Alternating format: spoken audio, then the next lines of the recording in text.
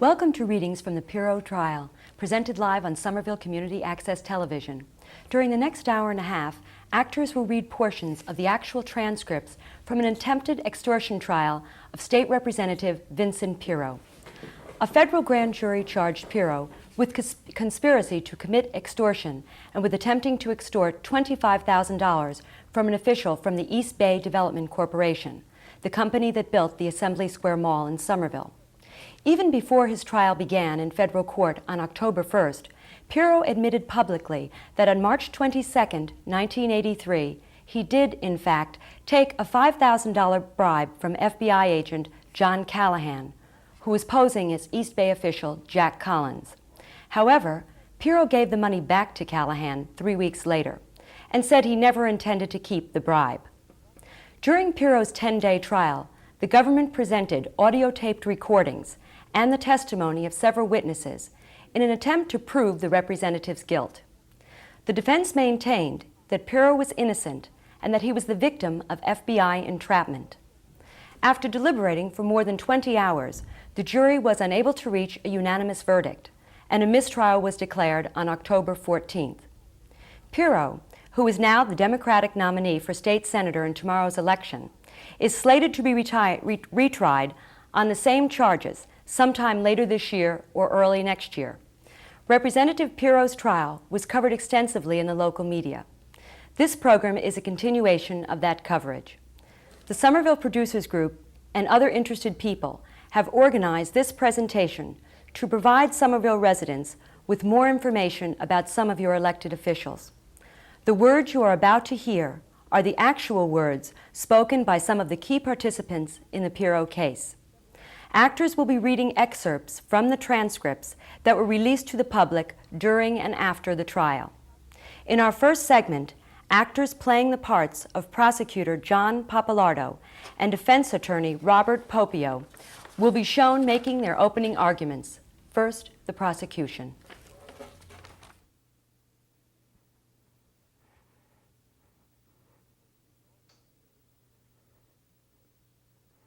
At all times during this indictment, indeed today, East Bay Development Corporation exists as a real corporation. In 1978, they went into the city of Somerville. They renovated an abandoned First National plant, spent approximately $24 million, and turned it into a mall. That was phase one of their operation. Phase two of their operation was an investment of an office park. This office park was completed in 1980 or so, along with the mall. Phase three of this operation was to build a hotel. This hotel would have required liquor licenses because this hotel would have had a rooftop lounge. Now, in 1980, the federal government was conducting investigations. During the course of this investigation, which was concerning the business affairs of one individual, it came to the government's attention that this individual was making payoffs to public officials. It also came to the government's attention that Mr. Ray Coots from the East Bay Development Corporation had contact with this individual.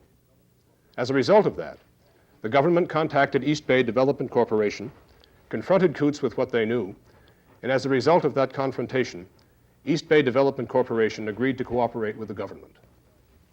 In 1981, the government caused an FBI agent to be placed as representative of East Bay Development Corporation in the offices of East Bay. His role was simply to react to overtures made by public officials. In 1982, Mr. Coots died.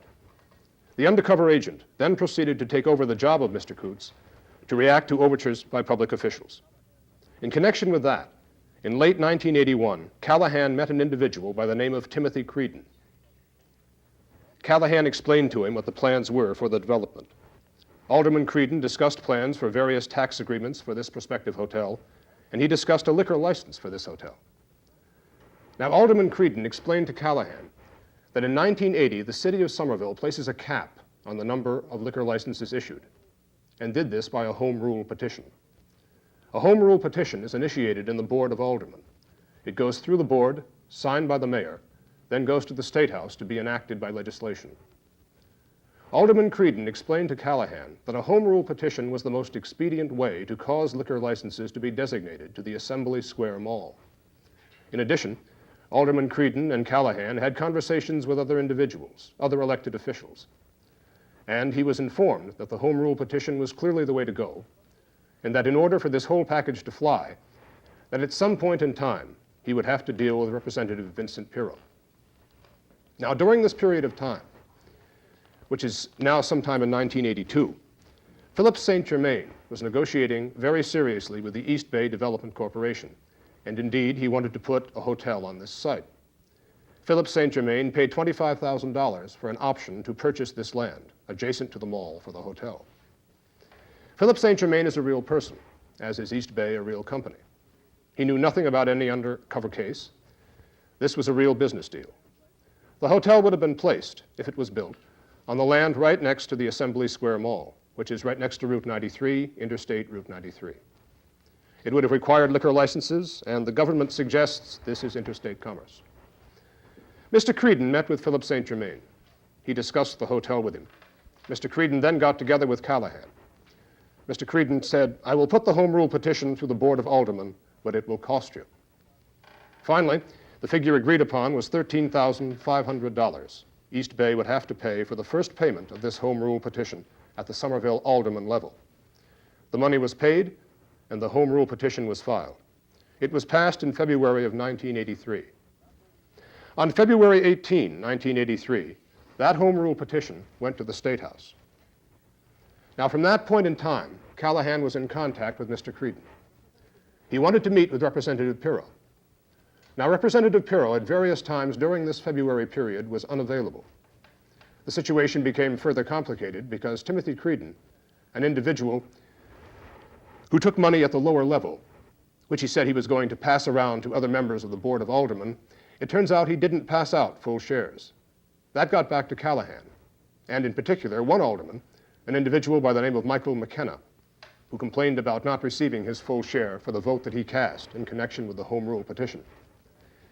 Now, this had particular significance because Michael McKenna was a staff aide to his father, Senator Dennis McKenna, and this had the potential of sabotaging the Home Rule petition when it got to the State House. This was discussed with Mr. Creedon on March 4, 1983. He had a conversation with Rep. Piro. Mr. Creedon will testify that he walked in and he said to Rep. Piro, "What is the status of this liquor license legislation?" Representative Piro said to him, "I think it is in committee." Creedon says, "Well, when is it getting out of committee? When is it going to move?"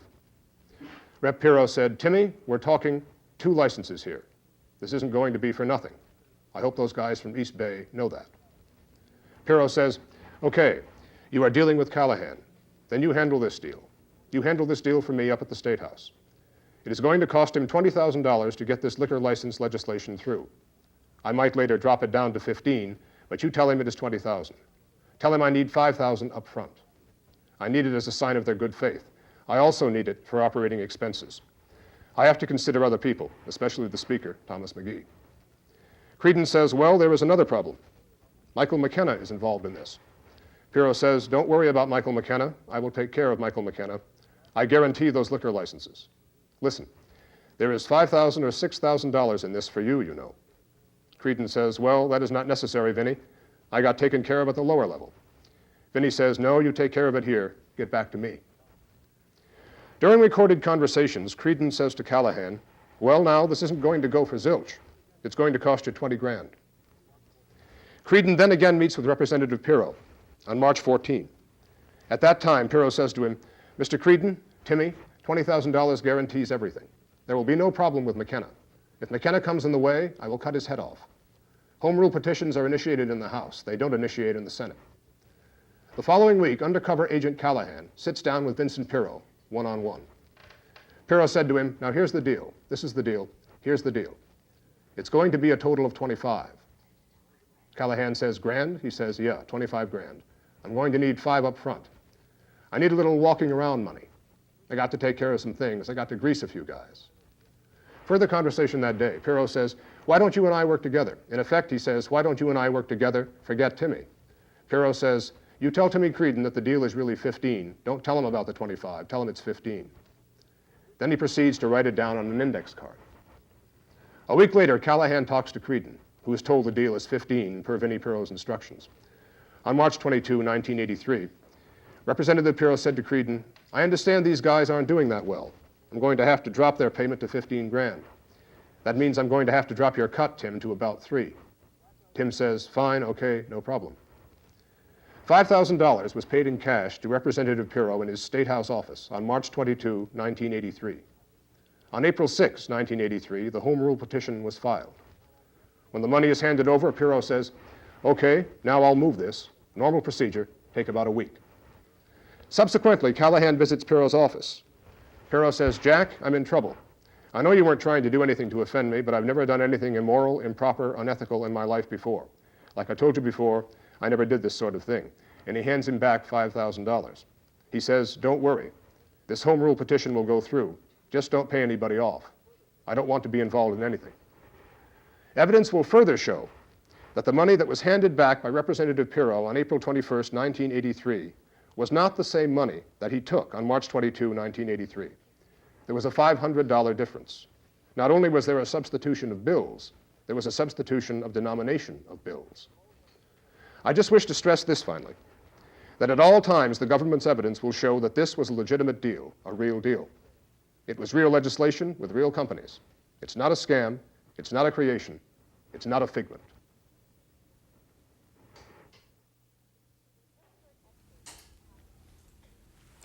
We've just heard excerpts from the prosecution's case against Representative Piro. Now we will hear a reading from the defense.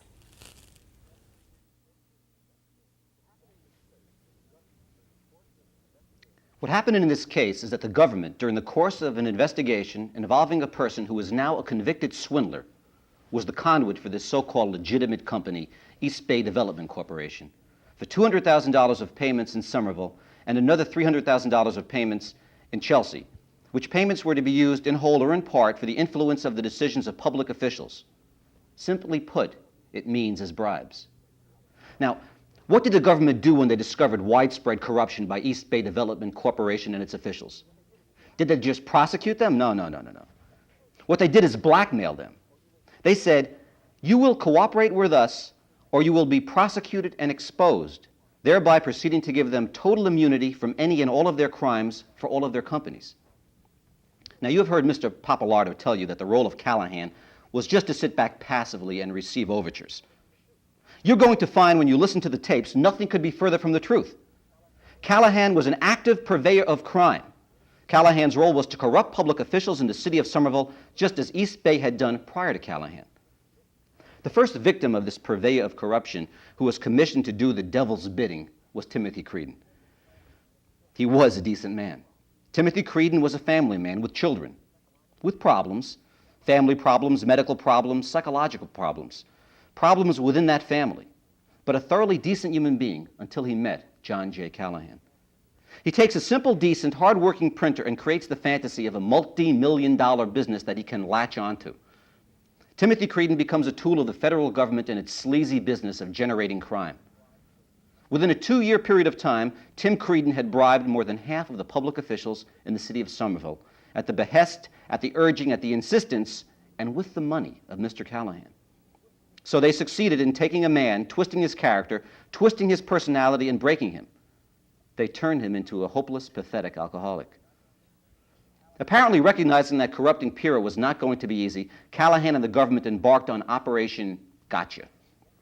The effort by the FBI agents on any basis whatsoever to get Piro, and by the way, the to get Piro mentality is never so clear as when you listen to the tapes that run over a 2-year period, when there isn't a day that goes by that Callahan does not say to Creedon, "Have you gotten Piro yet? Have you talked to Piro? Are you setting up an appointment with Piro? Piro, Piro, Piro." First thing that happens is the so-called liquor bill for Assembly Mall. And they will tell you that they had some old developer who needed this as part of a package. The first hotel built that gets a license before the ground is broken. But you will be told that this company said it needed the licenses in advance.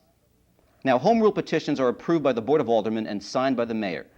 And on February 18, 1983, it was sent to the clerk of the Massachusetts House of Representatives, as is the procedure for home rule petitions. I mean, that's the way the procedure works.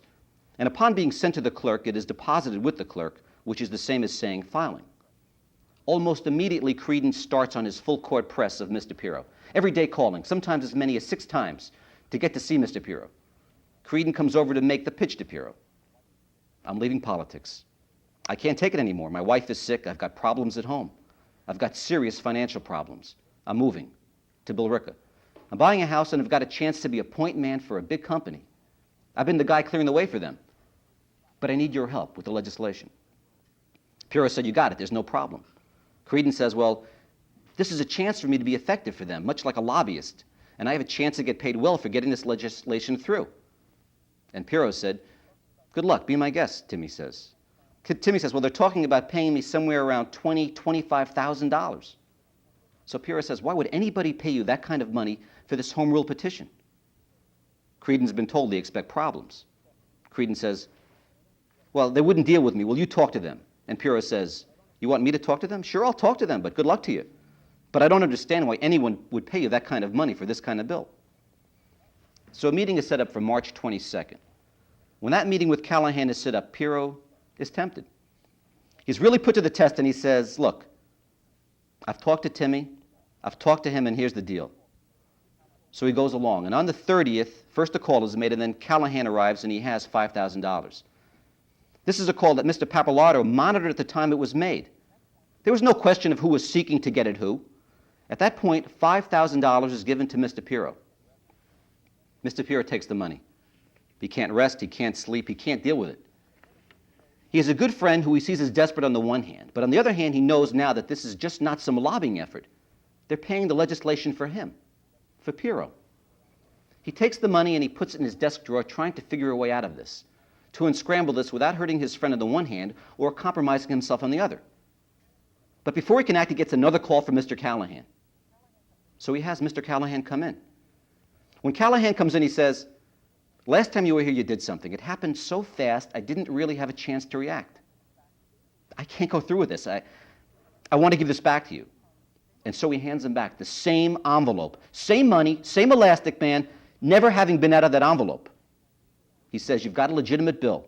It's a home rule petition, it's good for the city of Somerville, and it's good for East Bay, and it's going to fly through here with no problems, and you've got my support. Later, Vinny calls Mr. Callahan and hits him up for a political contribution for a fundraiser. He says, I'm having a fundraiser, would you buy a couple of tickets? And he said, oh, sure. Good, fine. See my treasurer, my brother Peter. Following that, he asked for some help on the mall where he has a tenant. This goes on for a period of another 10 months.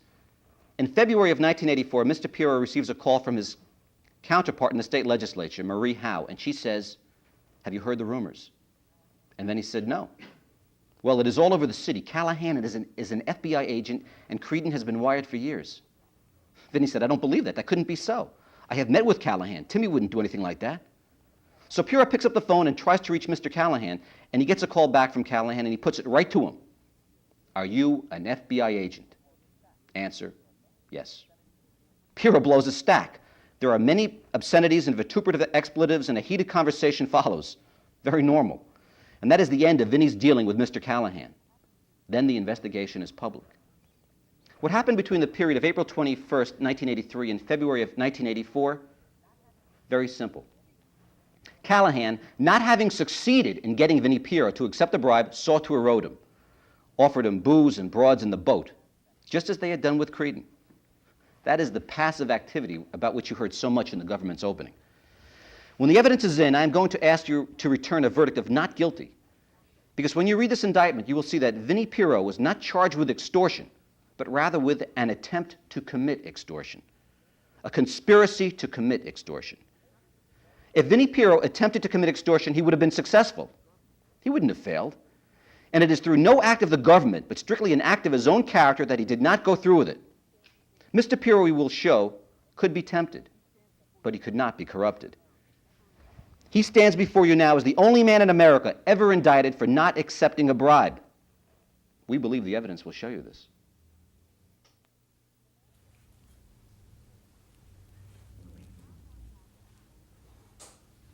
We are now going back in time to tape recordings secretly made between 1981 and 1983 by undercover FBI agent John Callahan, alias Jack Collins, of his conversations with former Ward 1 Alderman Timothy Creedon and State Representative Vincent Piro.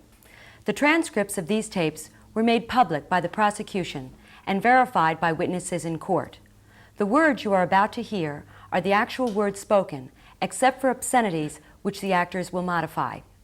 The excerpts of the conversation you are about to hear took place on September 11th, 1981, between FBI undercover agent John Callahan and former Ward 1 Alderman Timothy Creedon.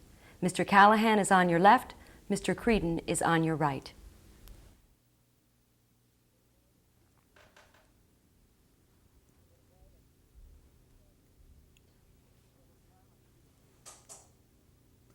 You got a guy like Peter Piro, who's alderman at large, and his brother is Vinnie Piro. Who is the state rep? State rep, yeah, in the House. You got Michael McKenna sitting on the board, whose father is Dennis McKenna. He's a senator. Okay. Okay? Okay. And you got Andy Puglia, who worked for Vinnie Piro. He's in Vinnie Piro's office. He's his right-hand man. Andy Puglia. Andy Puglia, yeah, he's up in 7. Then you got back in Ward 2, Frank Bakey, who works in McKenna's office. So it's all one, yeah. yeah, they're all one big clique here. And I says, you know, you take one on, you try, you're going to be in trouble. Yeah. So that liquor license went in here. Then they took one, they gave it into Dapper Dan's. Okay. Well, what are you going to do for the hotel? That's right, that's my question. What is available of all the licenses? They're gone. They're gone. Now, there's only 2 ways they're going to go. They either have to purchase the license and try to relocate it, or come before the Board of Aldermen, have us start a whole new petition. See, they went A backwards. Jimmy Wakely of the Powerhouse was going to start that. They started A backwards. He started with Vinnie Piro. Vinnie Piro can't initiate that. You have to start at the Board of Aldermen. We have to go through a process of hearings, say, look, if we want to lift the ban, give the license to the hotel. We got a whole new petition to stop, and now we have to go reverse action, whole new petition to state. In other words, these people blew right by you people and went directly to Vinnie Piro. They tried to be, well, to me, they tried to be cute. Okay. What may be, and I doubt if it was innocent, I think they just tried to be cute. But on that matter, the hotel could prove the liquor thing all right when that comes about. All righty. So when they get ready to make a move on another pub, they better. They better. My advice to them is to start or get the groundwork laid in. Get it done and get everything together. Exactly why I'm here tonight. Tell them don't go into the ground with the foundation, all of a sudden they need a liquor license. Because it ain't going to go. No, because that UDAG grant, and they needed it tomorrow. Well, not only that, Tim. Anybody like yourself or the other 11 aldermen or the 10 aldermen counting yourself are going to say, wait a minute, these sons of bees got the building in the ground. Now they think they can't refuse. We can't refuse them, right? Sure. Go S in a hat. That's when you get stubborn. Sure you do. Sure you do.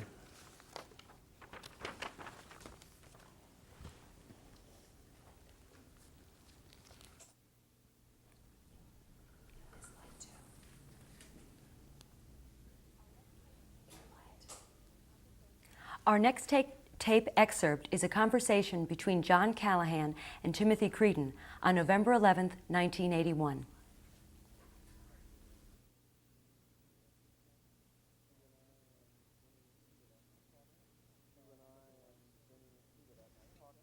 You and I and Vinnie and Peter that night talked about liquor licenses, and from what I gathered, I just want to make sure I have it right. My best bet is ultimately I might have to end up with Vinnie and talk to Vinnie, but I should go to the alderman. Come into us. Right. Let us start the home rule petition. Okay.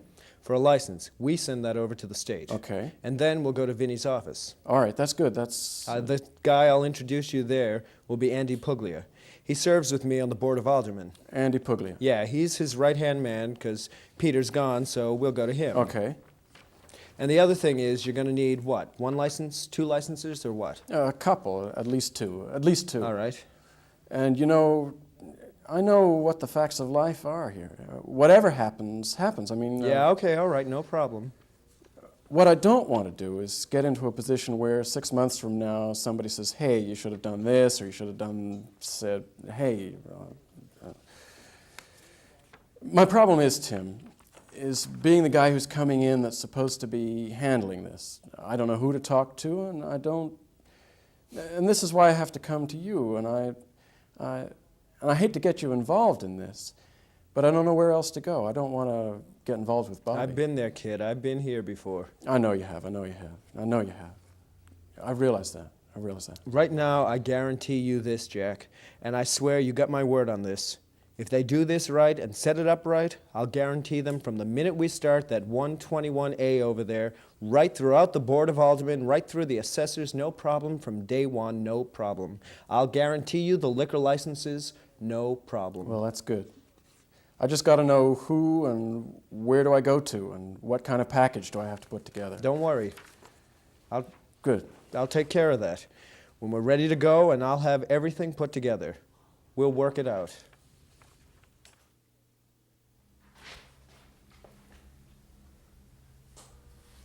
Our next tape excerpt is a conversation between John Callahan and Timothy Creedon on November 11th, 1981.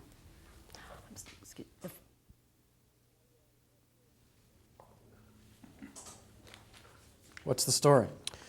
I met with Vinny Friday, and I had a funny vibe about it last week when I kept getting put off from setting up a meeting. Well, remember what I said to you, Is there a problem? Is there a problem, yeah. And I said to myself, this effing guy is a 1A, I didn't know what was going on. I thought I was going to go right to my effing roof. Yeah, that's what I was worried about. Really, so Vinny and I went into Vinny's office, sat down and said, Vinny, what the F's the problem?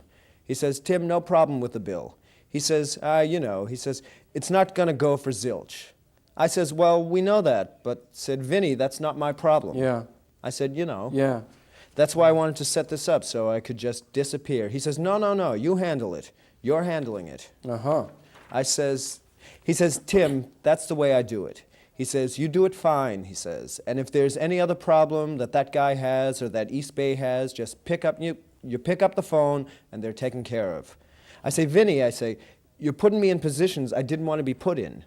I know, and I didn't want you in that position either, Well, it's all right by me. If as long as that's the way Vinny wants it, it's all right with you, it's all right by me. I don't give a S. Right. I said to Vinny, Vinny, let me tell you something. I said, I'm a little upset, and I said, and Vinny, this has got to stay between you and I. I says, I think the McKenna people are trying to bust this guy's bees.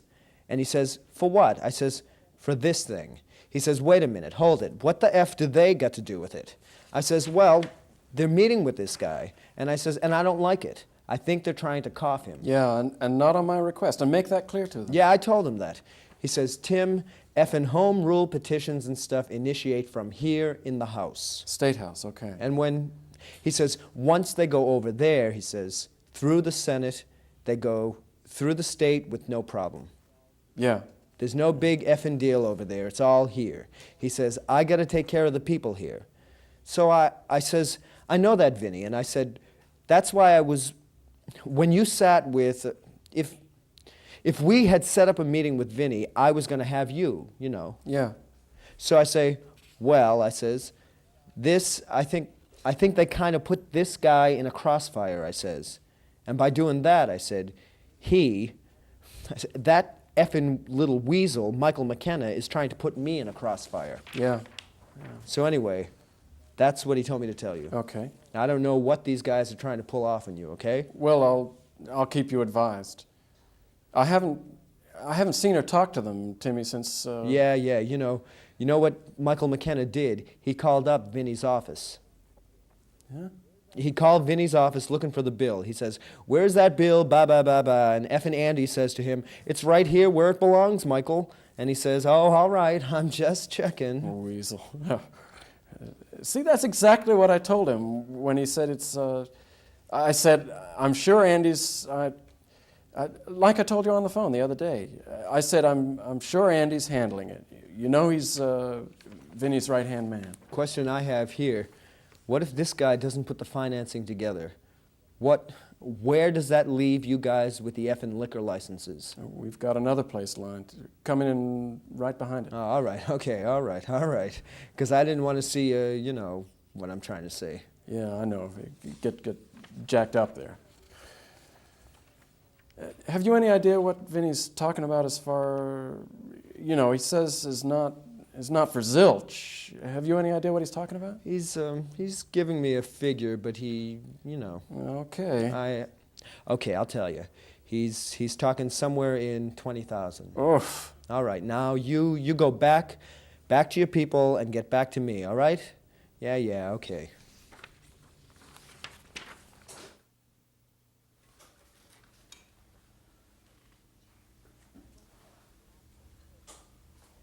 One correction, the last conversation you just heard was on March 7th, 1983, not November 11th, 1981. And now our last taped conversation between FBI agent John Callahan, Jack Collins, and former Ward 1 Alderman Timothy Creedon took place over dinner on March 10th, 1983.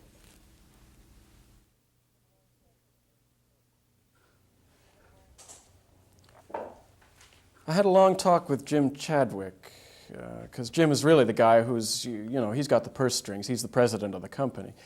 I talked about what you and I had talked about the other day, and he knows what has gone on in the past, and I've told him about McKenna and those guys sticking their nose in, et cetera, et cetera. One thing he said is, make sure Timmy knows, he said, don't get into details, but that he's had dealings with Vinny in the past. I said, I'm sure. I don't know whether you've known. Oh, yeah. I knew there was something, but I never asked. None of my business. The package that we discussed the other day, okay, the 20 grand. Question number one, does this guarantee the liquor was it called Home Rule Amendment? Home Rule Petition Amendment. Okay. Moves it from Vinny, moves it through the House, through everything. Guaranteed it's passed. I'll tell you our conversation when he asked to see me if I had a bad vibe a couple of weeks ago. I thought, OS. I did too, because you and I have been kicking it around. So then I get the call and I come up to see him.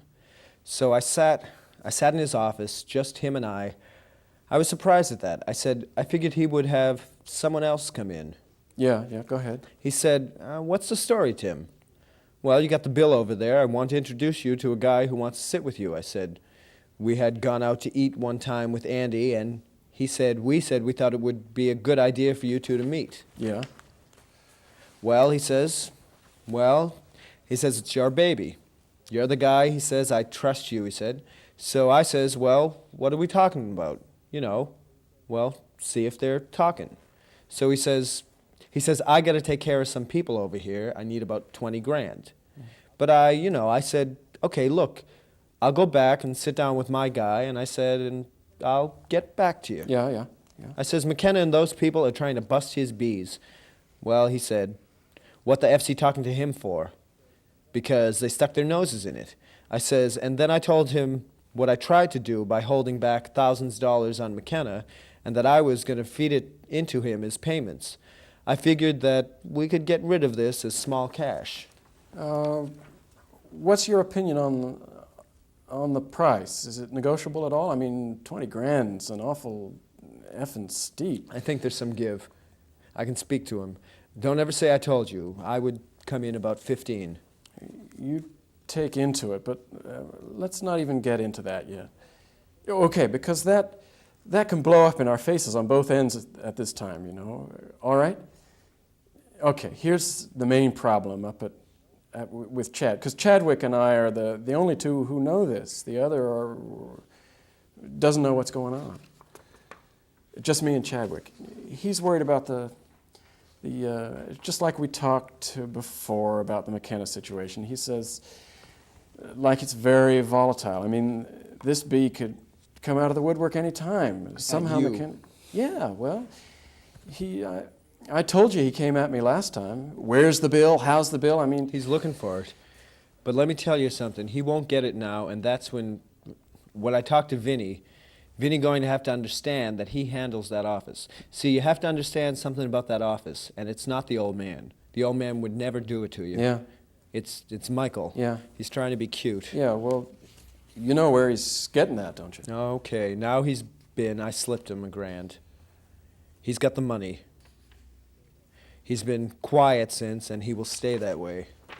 I said, Michael, if I ever see your head again, I'll chop it off. Okay. And I says, and that goes for your father-in-law, Bobby Campo. I said to him, Michael, you did something I never did in all my life. You made a triangle that I don't want. I says, Jack Collins kind of looks like a nice little arrangement. Him and I, boom, boom, boom, boom, back and forth. I said, I got 11 votes from the Board of Aldermen, Michael, with no problems. Yeah. Him and I have had problems before. The whole 11, he's not liked on the board, The whole reason he's not liked on the board is, and I'll tell you a story after this one. You'll get a kick out of this. Well, what?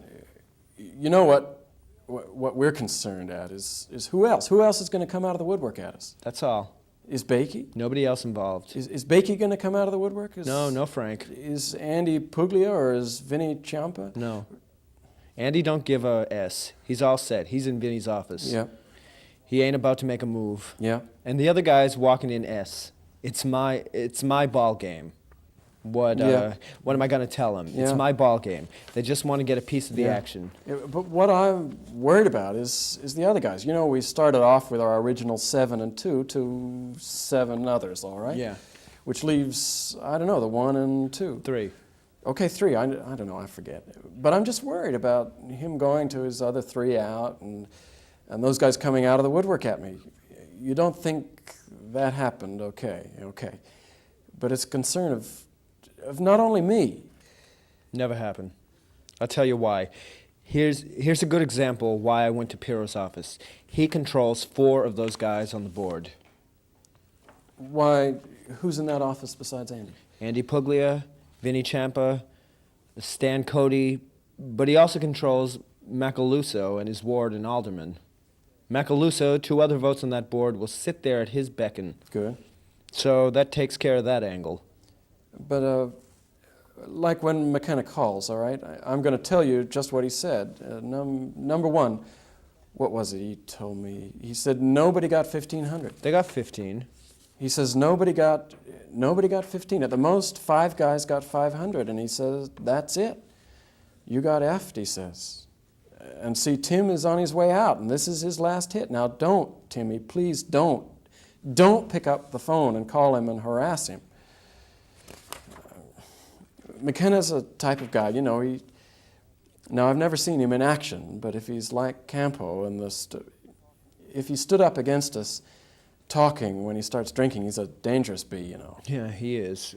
And this hotel deal is a good deal. It's a great deal for me, a great deal for East Bay, and not worth putting my effing A in jail over it. No, neither is it mine. I mean, this guy, that's why these guys, it concerns me that you know my A is out front of your A is out front. Okay? Well, this is what I said to Michael. I said, you know, Michael, you're very stupid.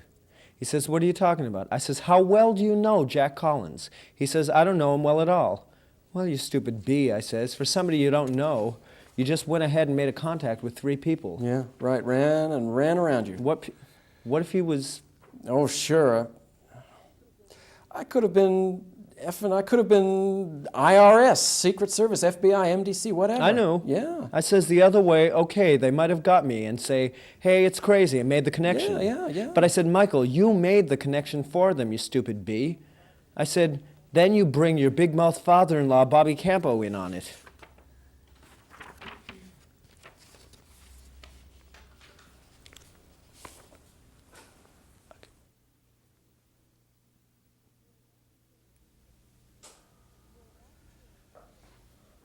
You are about to hear an excerpt from a conversation taped by FBI undercover agent John Callahan, Jack Collins, of a meeting with State Representative Vincent Piro in his State House office on March 22, 1983, at Piro's request.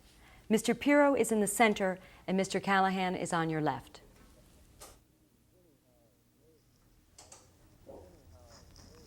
Hi, baby. Vinny, how are you? Great. Come in now. I was down with some bankers down there, and we're trying to get this hotel deal going. Now, you know Timmy came to me, Right. and he asked me about, I said, well, I'll see what happens, because Yeah. even though it comes under home rule, that thing wasn't moving. That's the way the process is played, all right. Right, sure. We'll level with you. So, I know what you want. I appreciate that, and that's what I told Timmy. 5 minutes, and if Vinny and I can sit down and level with each other. Yeah, see, I don't usually get involved. I understand. Timmy called, I says, all right, you trust these guys? Now, you know the way things are. Yeah. So here's the deal. It'll be a total of 25. Grand.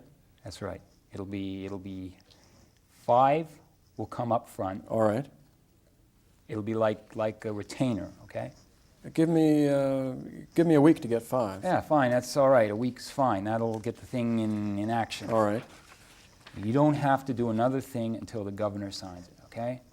Now, if the governor doesn't sign it, Forget it. you don't have to come up with anything. It's well spent, and we'll do it again some other time. It's like a effing lawyer. It's like a retainer. But now, if it goes through, then you deliver it. But not until it's signed, sealed, and you have a Right. copy of it. Right, okay. The first 5 has got to be a little walking around money. I got to do some things. Hey, that's your business. That's right. But what I'm saying to you is that is something that if it doesn't go through, right. then there's nothing, Okay. 5 is gone. Okay. And you don't have to come up with any more. Okay. So it's like investing in a lawyer. You'd never know if you're going to lose your case, but you got to put out and retain a guy. So that puts our hours up front. And if it goes through, then I think that's fair. Now, I think it's 100% fair. I tell you, for what they want, effing guarantees the place is theirs. 2 licenses forever. Okay. In perpetuity. Yeah. It's a cheap effing price. Yeah. The reason that I'm here is that I got it screwed up on the lower level. I don't know whether you're aware of it. Somebody who was supposed to get taken care of, or somebody got word of it. You know who I'm talking about? Okay, jumped in the middle of it. Talking about guys named McKenna. Right, now, Timmy told me about it. I don't know whether Timmy screwed up or whether somebody else ran their mouth off or something like that. But this guy called me and put me on the carpet and said, look, I know what's getting dealt. So I laid it out to him. I said, look, are you in or out? He says, I'm in. So I said, it's $1,500 a guy. He says, wrong. Timmy's dealing $500 a guy. I said, oh, F. So then I went to Timmy and I said, Tim, oh, no. He said, I was holding back on, he says I was holding back on him because if it ever got to the Senate, they would have problems. So I say, well, maybe yes, maybe no, okay. This guy calls me again. He says, not only am I getting screwed, a couple of other guys are getting screwed, and things are all screwed up now. Well... Timmy told you he was $1,500. Right. That's all, just like you and I have just done. You've said, here's the deal, here's what's going to go, okay? That's all I'm concerned with, because I was afraid after what happened last time that if possibly a year from now I get a call from the assistant majority whip... Don't worry. Yeah. All right. Now, Timmy comes up and makes it seem as if he wanted to split whatever the thing was. I said, Timmy, why the F do I need help? I don't need any help. I knew this was happening. What the F? What is Timmy going to do for me? Yeah. Here's what I should do. I should tell Timmy that you guys are pinched, okay? Okay. Gonna give him something. And that we're battling right now. That's right, and that we're talking about it. Nothing is set. You and I talked about it. Yeah. He should get maybe 5, but that's all. Yeah. He should effing get. Oh, no more than that. All right. See, that's he kept all the first one, Vin, between you and I. All right. What I'm going to tell him is that we are now agreed on a total of 10 to 5. Yeah, that's what I'm going to tell him. That's what he told me last time, so it fits right in with what he told me. Well, that's it. I'm going to tell him we're going to get 10 to 5, but you've got to come up with 5 up front. Yeah. And I'm going to get 10, and he's going to get half of that. Okay. All right. Okay. Now, I'm just going to give this 5 plus 10, so the total will be 15. Well, I can keep that. The actual is... 25. That's right. It's 5 up and then 20, okay? And that's what we're going to do. One quick question before I hit the road here. What if somebody sticks their nose up? What do you mean? Michael McKenna. Well, let me put it this way. The home rule petition always originated in the House. Yeah. When he says to you, we can put our petition in the Senate, that's not true. Okay. You got to come to the effing House. Yeah. Okay, now as far as I'm concerned, it's a home rule petition. I'm sponsoring it. If there's any problem, I'll say, Michael, if you say you're effing around with this thing, you're wrong. Okay. So the ball is in your court, and if I get called, I call you. You call me. Yeah. Say, I just went to that. You know, in fact, say the mayor called Vinny and asked him to sponsor the... The mayor called Vinny, and I never talked to him. Say, I don't know what the effing is going on. We're tapped out. We don't want to get involved. If you have a effing problem, you do whatever you want. I want no part of it. Say, Piro filed this, and if he smells something, say, we're going to have a problem. We don't want to get involved. Yeah. The mayor called him for this. Yeah. And that's how we did it. Okay. We'll leave it at that. Yeah. Michael McKenna's a fucking snake. Snake. He's a... Well, I know he's a snake. I know he's it, and plus his father-in-law, Bobby Campo, is a snake, and that's the guy. He's a cowboy, and I don't want him to know any of my business. Just going to tell him, say, Timmy, for your services we have, bang, here it is. But we agreed on 5 and 10. Yeah. And that's it. I will discuss it no further with Timmy. I'll say I'm like a vow of silence, like I was going in the convent. That's going to be it. And you and I will deal direct, and we'll be better off. I'll call you in a week. Thank you.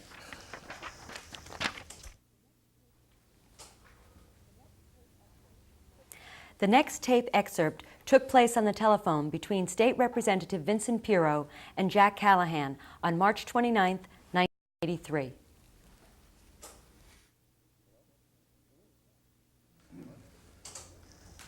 Hello?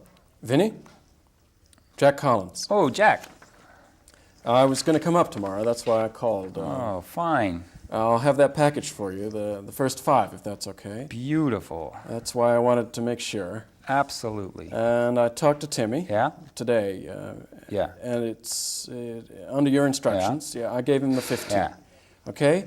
And he says, oh, gee, that's good, blah, blah, blah, blah, blah. So he thinks it's 15. We're all covered. Yeah, I told him that you know the 10 and the 5. Great.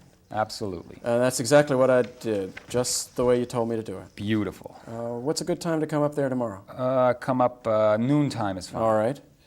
All right, see you tomorrow. I'll see you, kid. Okay, bye-bye.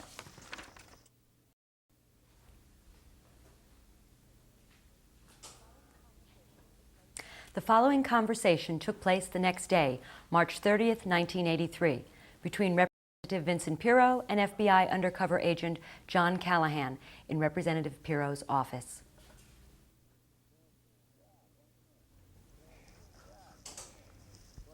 Jack, want to come? Glad to. Wow, Thank how you you for having me. doing? Yeah, how you doing? Come How on you in. doing? Good, Nice to good. see you. How Terrific, things no going? problem. Did you see Timmy or did he call? Neither. Oh, I talked to him yesterday. Oh, good. I called him yesterday. I says, Timmy, I mean, really, I've got effing guys up here that I got, especially the speaker. Yeah. And he says, what are you, S-ing me? What the F do you need anybody? So I didn't want to bust his bees, so this sort of gets me off the hook, and I feel very comfortable now. The less people that know about what's going on, the better. I told your boss today's fine, and I said another thing, you're going to get a little percent of this, but they're asking $5.20. Right. So, all ready to go. Super. How long will that take? I'm going to move it right away, move it, Well, let's do it normal. go the normal, There's your 5. it'll go normal procedure. Yeah. And I'm going to start it today. Great. We're going to file it today and get it right through. Super. And I'll stay on it, and I should be in a couple of weeks. And now, when it gets over the Senate, then I get a little strategy. If I hear any S, I'll keep you posted, and I'll take care of it. In the long run, this is nothing. This is one little step. What we want to do down there, condominiums, Yeah. more office buildings. You got a great area there, potentially. That's a great spot you got there. You have to know that. I'll tell you what's really funny. Dick Duca, because I didn't know he was effing involved. Yeah. Do you know who Dick Duca is? No, I wasn't here then, but I've heard a lot of it. I had effing filed a bill, the MDC thing, the water bill. And I did it because the MDC asked me. I wasn't trying to break anybody's bees. Yeah. Dick Duca comes up, he says, you can't do this. I says, for what? For what? What, Jesus Christ? I'll make a good contribution to you. So I says, fine. F you, so make. Maybe 1,000, Yeah. 2,000, do something, F it. $5 grand? Maybe. $5 grand? He says what? He says, I say, now, I don't want to do it. He says, believe me, when I tell you, he says, it's worth it. Yeah. I had filed the bill to do it Yeah. with the MDC, not meaning to put anybody in the effing box. Yeah. But up to that time, I said, East Bay, those effing guys are nickeling and diming us. Yeah. Yeah. I know it. Well, ask Timmy. Timmy, when I first met Timmy Creedon, he wanted to cut my head off. I sat down one night with Timmy, Vinny, Chiampa, and your brother Peter. And those three guys put me, I felt like I was on a witness stand. I said, tell me what has been effed up. And they told me. And I said, tell me the best way. And they said, we'll go, Timmy. With Timmy, if we need you, we'll go through Timmy and you go through Timmy. Right.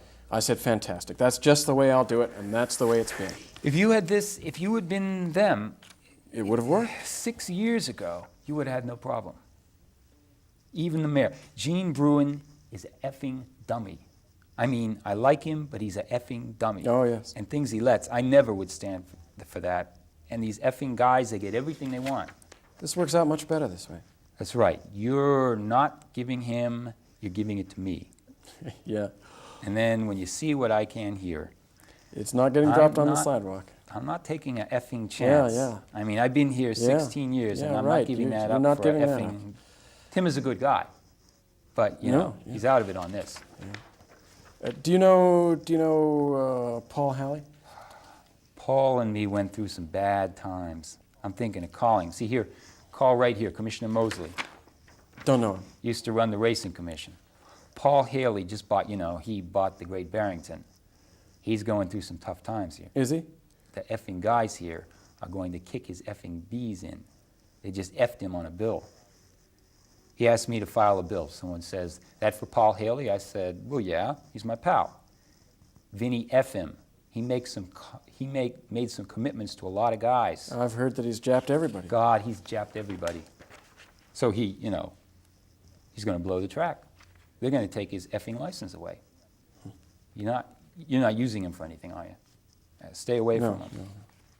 I'll tell you why, because, see, Paul at one time was going really good. He was going great. Everything was star on the rise, like you wouldn't believe it. Yeah. And the one thing he did was he effing started to lie to people. When he was going good, he would F you the first time. Yeah.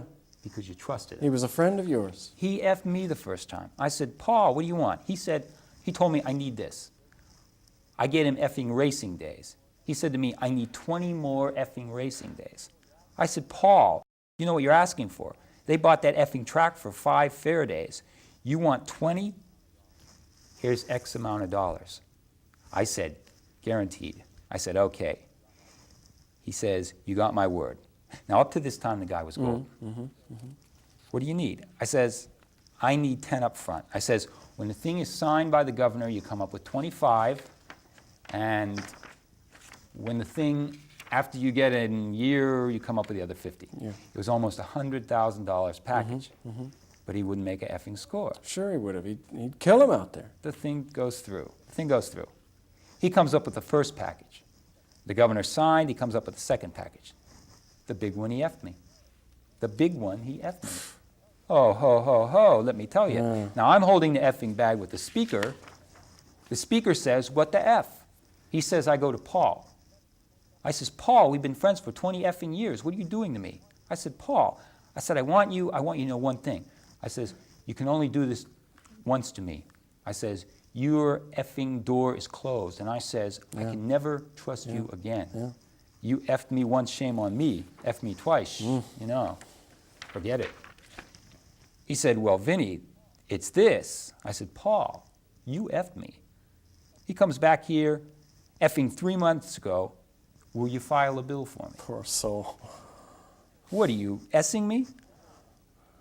I'm down, I need it. Yeah. So he goes down to the Racing Commission. He calls Mosley. Vinny Piro's my friend, and he said to see you. So Mosley picks up the phone and says, hey, are you asking me to take care of Paul Haley? I said, I don't even know he called you. Yeah.